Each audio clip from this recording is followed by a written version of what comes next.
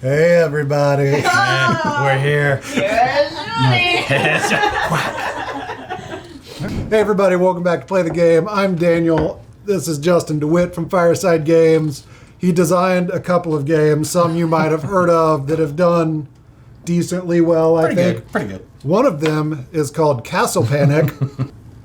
Here it is.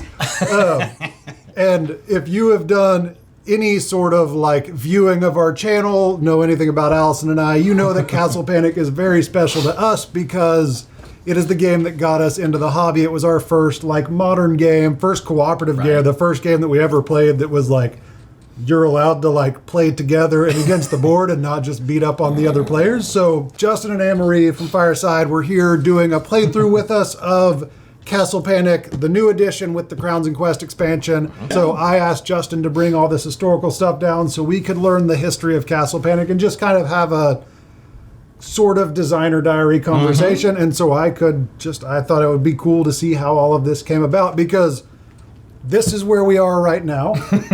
Yep. But this I don't think is where it started. No, And not quite.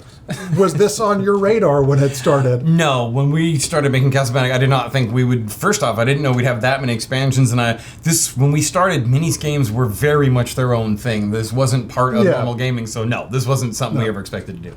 This is the Castle Panic Deluxe Collection. It has everything with minis and really, really cool. So it's amazing. Yes, these are a few of the minis. Literally a few. But this is the minis of like the deluxe edition of everything Castle Panic that has been ever made up until this point. Yep, it is absolutely everything we've done, deluxified, upgraded, and in one giant box. Awesome. Yes. I'm going to move this stuff now so that we can see and have space to look. And let's just talk about the history of Castle Panic. How did we get to here?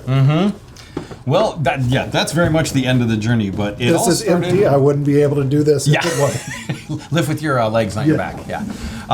So Castle Panic came about a long time ago. I probably started working on it. I played Settlers in like 99, 2000, and it sort of blew my mind. I used to make games as a kid kind of for fun, but I realized there was a whole new wave of things coming. The European style gaming was so cool, and you could do all these new things, and I just kind of got obsessed with it. And every evening and weekend I would work on stuff. And I had a couple of games we would play that were pretty traditional, you versus me, and there were moments when players would cooperate.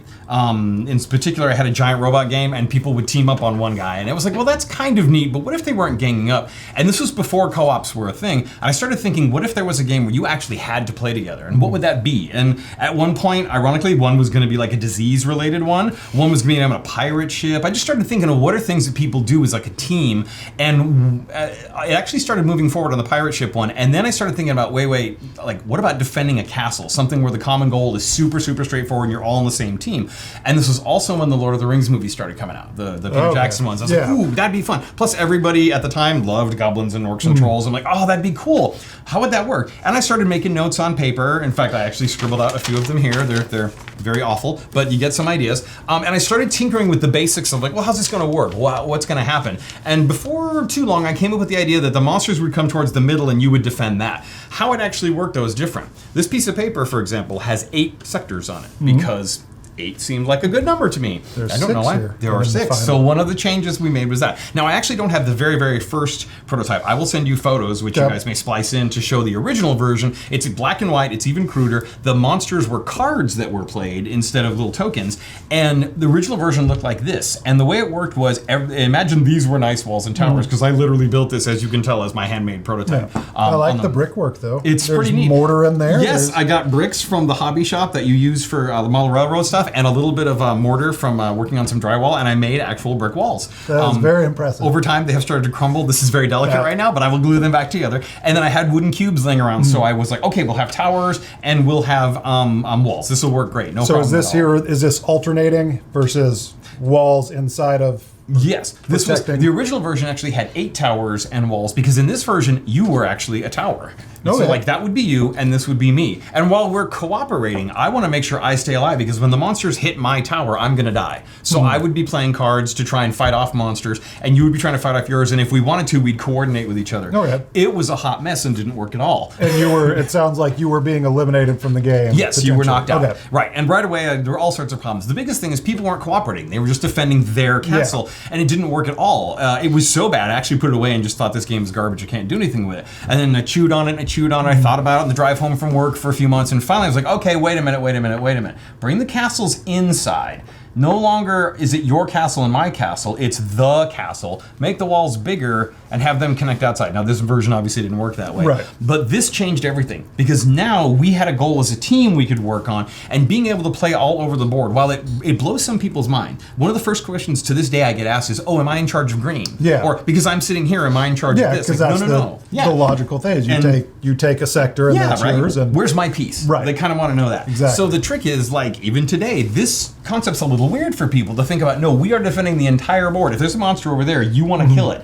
And so we started playing with that, and that started working pretty well. The cards got nailed down fairly quickly, and the way it works is, like in this case, there's the knight ring and it's blue. That means a blue knight will work on one of these. That worked pretty good. At one point, the arcs were alternated, so it was like green, blue, red, green, blue, red. We found it made more sense, and you had a little more movability when they were clumped together. It gave you a little less of that, oh, now they're in a wrong color, my cards don't work. This you can still have, but you get a little bit of cushioning. So that was one of those balancing things we did. Right away, we had things like, in this case, it was called a multicolor archer that you could hit. Brick and mortar, I had figured out pretty well that that's how you rebuild walls when they were gone. That wasn't until a couple of playthroughs where you couldn't rebuild, and we realized it was too hard. So with brick and mortar, you do get to survive. But some of the funnier things are cards that either got really, really changed or didn't work at all. Like the card we called Drive Him Back that shoves a monster all the way back in the woods was called Push. And that just moved. Okay, Yep, just still did the same thing. Yep, same thing. This was my tar token, but before then, because it was blue, it was called Freeze. Couple of things that did not make it though. Catapult slays one monster in any blue ring. That's really neat. Too powerful. It actually made the players too capable of winning. I had to take it out because it made it too easy. Now this did then... A version of that came back in Wizard's Tower. Yes, we tweaked it to make it a little more, it cost a little more kind of thing. And then here's an interesting one, Shield. This stops a monster attack against the wall, but the monster stays in play. This didn't damage, so this wasn't even fortified. This is like a whole weird idea that just never made it into the game.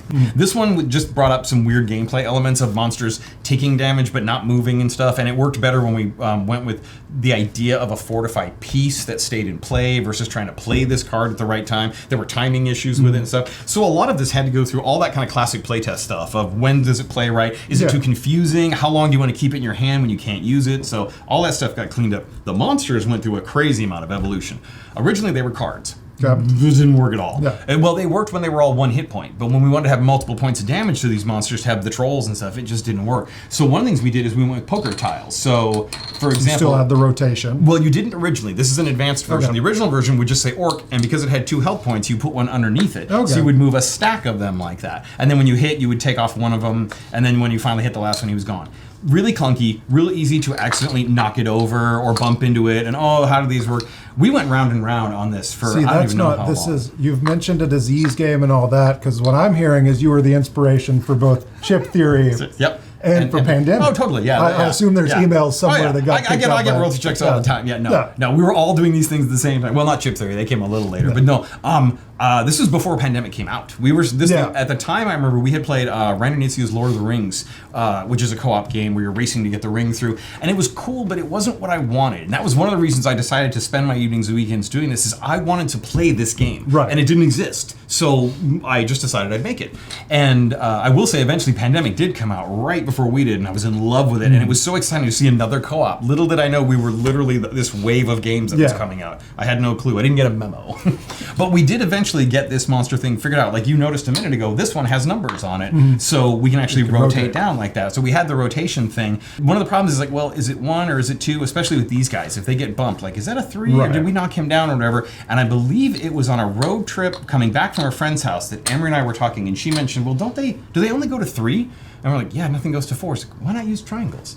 So that's how brilliant she is. And we're like, we can do that. So I made the little triangle pieces, and now you had distinct pointing arrows to help indicate what was what, and you could tell what was supposed to be where usually.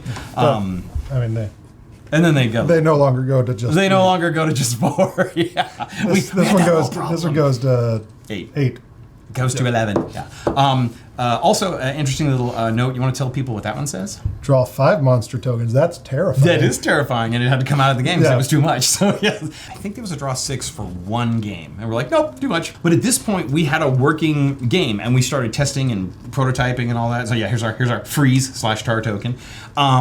And we started now getting into all the balancing of like, well, how's it work? How come we're losing too much? What do we need to change? And this was before the days of Amazon when you just order a bunch of prototype pieces. Yeah, no. And you're instead using this piece of kids' jewelry. Yep, another trip to, I think, Hobby Lobby or one Yeah. of those places to pick up, I think it's a bead. It was meant to be on a bead. necklace. Yeah, Yeah. exactly. And that same thing with these guys. That's where I Yeah. got my cubes. I put a lot of money into both Michael's, Hobby Lobby, and Home Depot. And let me tell you, you get some interesting looks at Home Depot when you're picking up pieces and like banging them together or trying to stack them. And they're like, that's not what you do with those. Like, shh, I'm making a game.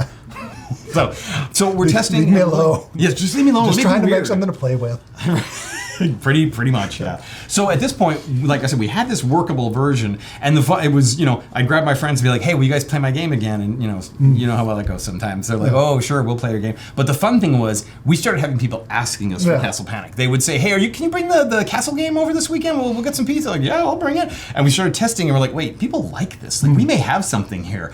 We kept working on it for years and years, and then the tech company I was working at closed its doors, but they were nice enough to give me a couple of months' notice, and we decided, like, well. I can look for another tech job. This is during a tech crash, though, and I was like, or we can just like put our weight behind this, and so that's what we decided to do. We Emery kept working, and I stayed at home and just banged my head on this forever. And things got much nicer. They weren't just done with colored pencil anymore. We started working on art. In fact, here's a quick scribble of one of the early sketches for what the monsters and the cards might look Now, like. and it sounded like you just took credit for the artwork, but you told us a story that was it your niece? Oh yeah, Told you needed better artwork. Yes, we took it to play with my very young nieces. The novel idea. Yeah, and they liked the game, Yeah. but they were whispering to each other, and we're like, "What are they talking about?" And they're like, "Uncle Justin, yeah, what is it, sweetie? We like your game, but it needs better art." And I was like, "Oh, it will, sweetie. Don't worry, it'll have good art. It'll be better."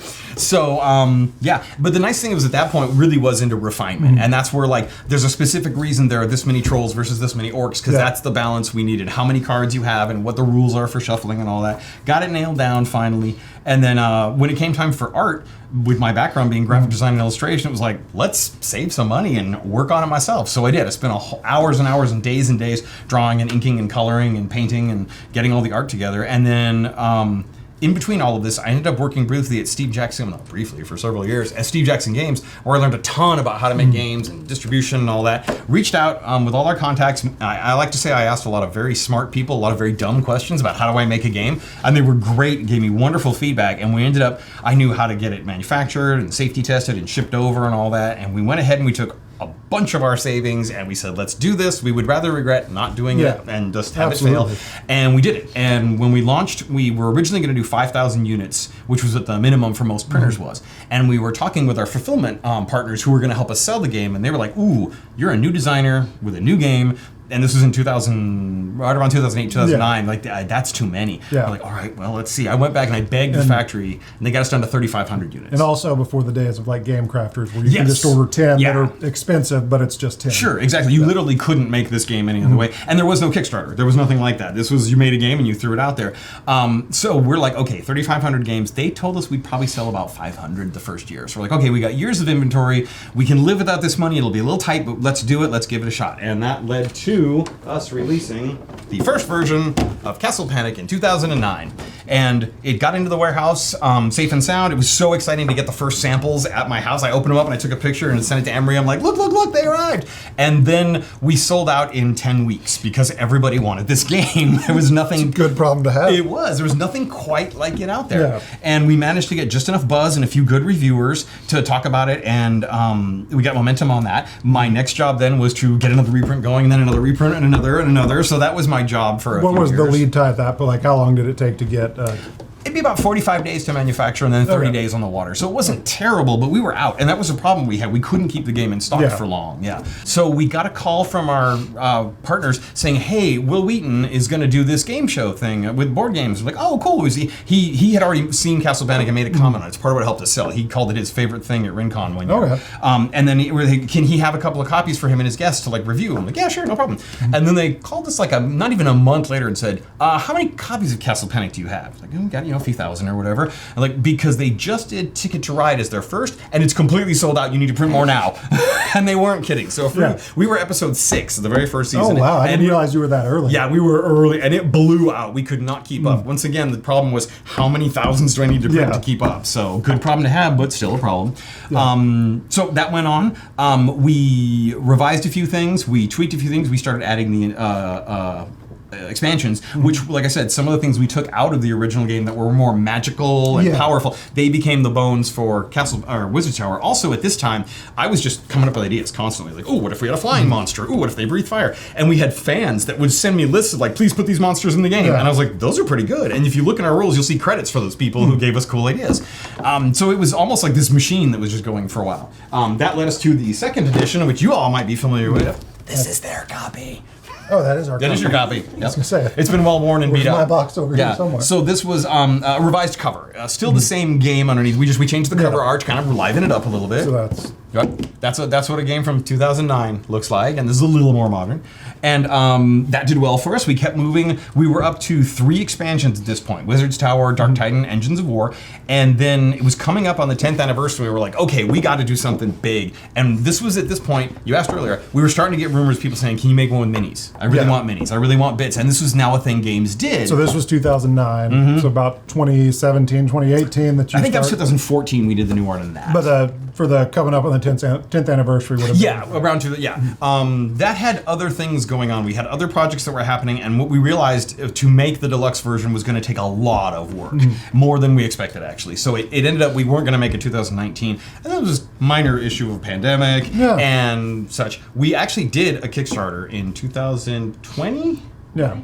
2020. Yeah. Because I remember that's where Anne Marie's over here. Yeah. Sorry. That's where yeah, that was because again, this was the game that got us into it. We were early in our kind of content creation stuff, and I saw that, and I messaged Anne Marie and was like, "Hey, I need this." Just FYI, like, we love this game. If y'all are looking for reviews for the Kickstarter, not expecting a response back, not expecting anything. Like, hey, maybe we can get you involved. 2 years later. Yeah, here we are. Here we are. Yep. So we launched the first one with the idea of we were going to do a deluxe version of Castle Panic, then we do a deluxe Wizard's Tower, then we do all the other stuff. And immediately on the first day, everyone was like, we love you guys, but no, we want it all. We want everything. Don't make us wait. I'm like, okay, all right. So we canceled the Kickstarter, I think in less than 48 hours, and told everybody, give us a year to work on it, because it's a lot of bits. And that's what we did. So for the next year, basically and a half, I went and we did deluxifying on every expansion, plus the brand new one, Crowns and Quest, that had been in the pipe to get worked on, but it wasn't done yet. And then I had to make it and deluxify it. So it has taken more than a while, but that finally got us to that, which that brings us to, where's that second edition? There we go. Which fans of this are going to be familiar with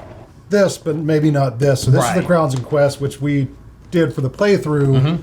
And this, it's an expansion of this, so you have to have the base game, but this adds quests that you do that you play with 2 quests. So you have the starting quest and then the end game quest. So the starting quest is just something you have to do. The end game quest changes how the game ends.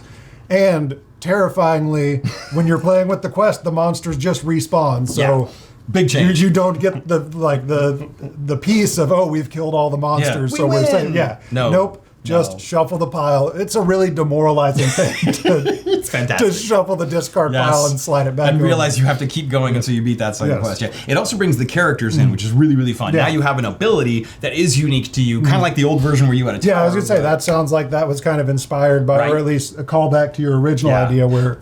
They go back. The notes I have for characters go back to...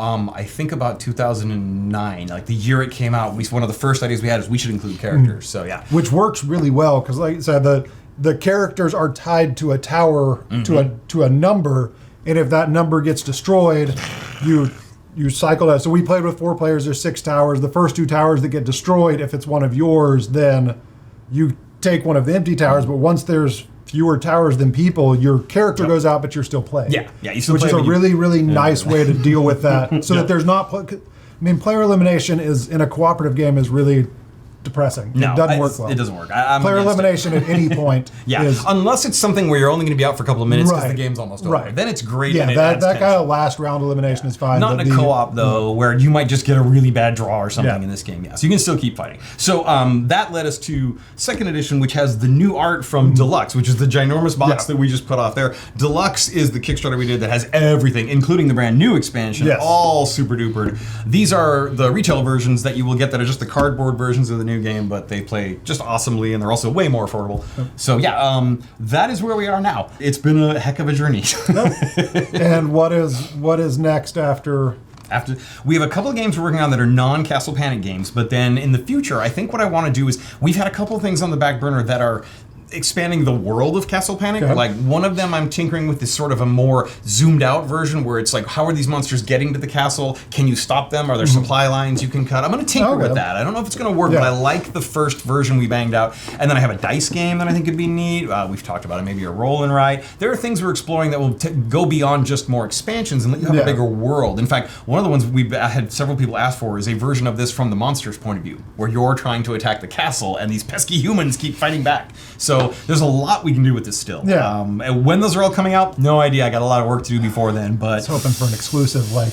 I know, give you a date. Surprise, yeah. No, I got other things in the pipeline before then, but Castle Panic is never far from my mind. I love the game. I'm super proud of it. It's done so much for us and for families and communities, and we get so many great stories, and it's still fun to me. Like the one we played today, I think I've just come down off of the buzz of that last game we played. It was great.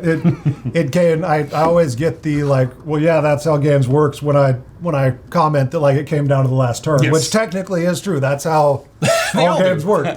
But we've had so many games that literally come down to it 100% has to end win or lose on this turn. This is it. Yeah. And not a just, hey, we won and that was the last turn, but like this is either we're going to win or we're going to lose on this turn. And it's like some of our best gaming memories are of this game and of those scenarios of like, I'm going to draw a card, and whatever that card is going to determine how this is going to turn out. No pressure, but that's it. Yeah. And then also, I drew the card. Now, can I figure out how to like make it work? Yes. Can you get the right things to happen in the right order to save the last bit? Yeah. And sometimes you do. Sometimes you don't. And sometimes that card is one more down on the deck than you need it. Yep. Exactly. So just like last game. Sounds oddly specific. Yeah. If you're, you know if you know. Yeah. Yeah, but there you go. That's the journey from really weird, scribbly tabletop bit of folded up cardboard to a fully functional giant game with plastic pieces. Yeah. Well, on behalf of everyone who has those memories of this game, thank you for sticking with it and for You're welcome. just everything that went into it. Excited to know you guys and get the opportunity to play games with you and to see fun. whatever comes next and hopefully get to share in part of that journey with you. Oh yeah, there'll be exciting things happening. Yeah. We're not done yet. Good. So, well, yeah, this is really cool. That's awesome to see. Yeah, with the number of times that our kids make stuff that looks like this, it's really cool to see this to this and just like see that journey played out in hindsight. So yeah, it's an adventure. Yeah, that's for sure. So we do have a full playthrough of the Castle Panic Second Edition with Crowns and Quests. So be sure to go check that out. We'll leave links to that below and where you can find all of this stuff. And take a look at the deluxe edition. Whatever is or isn't available, I'm sure there will be a link to where you can find out about it at whatever point in time. So yeah, thanks again for hanging out with us. Thanks for having this conversation, and we'll see you later. Bye.